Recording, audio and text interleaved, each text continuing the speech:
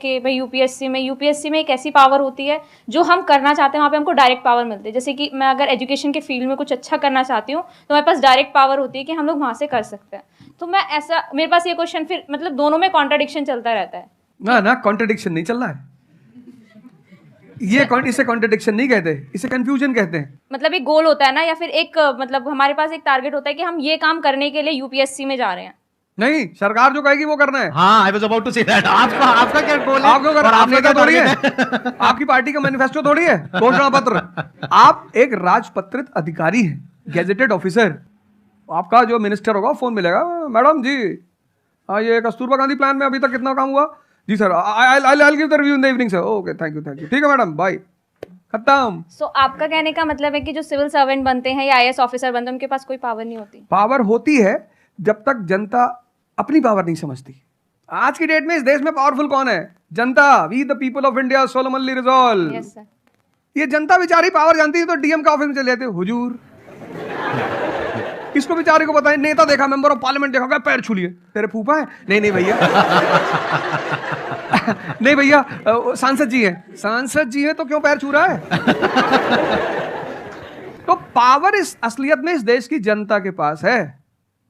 क्योंकि वो जानती नहीं है इसलिए तुमको इनके पास इनको काम करने का अधिकार है। ये है the right to work, the right to implement. लेकिन चूंकि जनता अपने अधिकार को नहीं जानती तो तुम्हें दूर से दिखाई पड़ता है कि यार आप बेटा कंफ्यूजन से बाहर आओ, ठीक है? और ग्लैमर मत देखो। आप बेसिकली पावर नहीं देख रहे हो, आप ग्लैमर देख रहे हो। आपको जो करना है उसको डिसाइड कर लो आप, और उस रास्ते पे आगे बढ़ो कि आप कल किसी भी फील्ड के मुकेश अंबानी बन जाओ, अडानी बन जाओ, वॉरेन बफेट बन जाओ, बिल गेट्स बन जाओ। इस रास्ते पे जाओ। Thank you sir. मैं यहाँ पे थोड़ा सा ऐड करता हूँ कि जो आपने बोला ना कि ये कॉन्ट्रडिक्शन है, सबसे पहले तो जो सर ने बोला कि ये कोई कॉन्ट्रडिक्शन नहीं है, ये कंफ्यूजन है, बिल्कुल सही बात है। अब कंफ्यूजन क्या है, उसकी जड़ क्या है? आप क्या कर रहे हो, आप बस हम लोगों की बातें सुन रहे हो। यहां से मैंने कुछ बोला, इन्होंने कुछ बोला, दोनों अलग अलग स्टैंड पॉइंट है।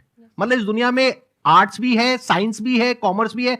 अब आप कहोगे अब तीनों में कॉन्ट्रडिक्शन है। अरे कॉन्ट्रडिक्शन नहीं है, अलग अलग लोगों के लिए अलग अलग स्ट्रीम्स है। डिपेंड्स अपॉन कि आपकी प्रेफरेंस क्या है, आपकी प्रायोरिटीज क्या है। तो आपको तीन चीजें देखनी पड़ेंगी, एक अपना पास्ट, अपना प्रेजेंट और अपना फ्यूचर। कि पास्ट में आपने कैसा परफॉर्म किया है। अगर आप पढ़ाई में बहुत अच्छे रहे हो तो आपको क्लियर नजर आएगा कि अच्छा मुझे पढ़ाई से रिलेटेड कुछ करना है, तो वहां से रास्ता क्लियर हो जाता है। बट अगर आपके दिमाग में 24 घंटे बिजनेस आइडियाज घूमते रहते हैं, जहां भी जाते हो वहां पे गोलगप्पे खा रहे होते हो, आपके दिमाग में चल रहा होता है अबे इतने पैसे ले लिए, उसमें से इतने का गोलगप्पा, इतने का पानी है, पानी तो इतना फ्री होता है, मेरे से लिया 20 रुपए, ये तो 5 रुपए का काम है, तो 15 रुपए इसके पास में गए, कितने लोगों ने एक दिन में खा लिए, इतने पैसे कमा लिए, व्हाटएवर। अगर इस तरह का आपका माइंडसेट है तो वहां पे एंटरप्रेन्योरशिप, स्टार्टअप, इन सब चीजों का बेनिफिट है। तो हर रास्ता हर एक के लिए नहीं होता है। तो ये आपको कैसे समझ आएगा? अपने पास्ट को देख करके। दूसरा, अपने प्रेजेंट को देखो कि आपके पास में क्या रिसोर्सेज हैं। सोचने से क्या होता है, आपको ये भी तो देखना पड़ेगा आपके पास में क्या रिसोर्सेज हैं। उसके बेस पर आप सोच सकते हो ना। कल को आप कहो कि मैं एक टेलीकॉम कंपनी लॉन्च करूंगी जो कि जियो को कंपटीशन देगी, ठीक है, सोच लो। कुछ नहीं होगा।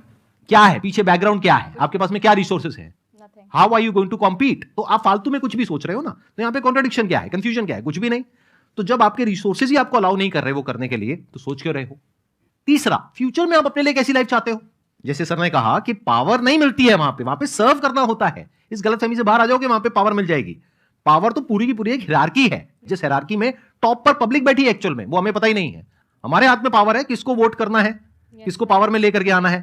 फिर उनकी पावर के अकॉर्डिंग आगे पावर का डिस्ट्रीब्यूशन होता है, पॉलिसीज का डिस्ट्रीब्यूशन होता है, फिर उसको इंप्लीमेंट करना होता है। तो आपको देखना है कि आपको एग्जैक्टली लाइफ में चाहिए क्या है। कि अगर आपका माइंड है बहुत ज्यादा क्रिएटिव, कि आपको हमेशा दिमाग में आइडियाज घूमते रहते हैं कि कुछ अजीब करना है, कुछ अलग करना है, ये करना है, वो करना है, तो फिर वो रास्ता आपके लिए नहीं है। क्योंकि वहां पे आपके पास में पावर नहीं है, रिस्पॉन्सिबिलिटी है। But once you go in the entrepreneurship space, वहां पे रिस्पॉन्सिबिलिटी नहीं है, वहां पे पावर है, पावर टू क्रिएट। अब आपको देखना है कि एट द एज ऑफ 42, 48 आप किसके जैसा बनना चाहते हो। अगर एक टीचर बनना चाहते हो तो ये रास्ता है। उसके अलावा जिन्होंने यूपीएससी को क्रैक किया है उन लोगों को आप लाइफस्टाइल देख सकते हो। वैसे बनना चाहते हो, बहुत बढ़िया। मेरे जैसा बनना चाहते हो, बहुत बढ़िया। किसी और के जैसा बनना चाहते हो, बहुत बढ़िया। बट किस बेस पर? अपनी पर्सनालिटी को देखो ना, क्या लाइफ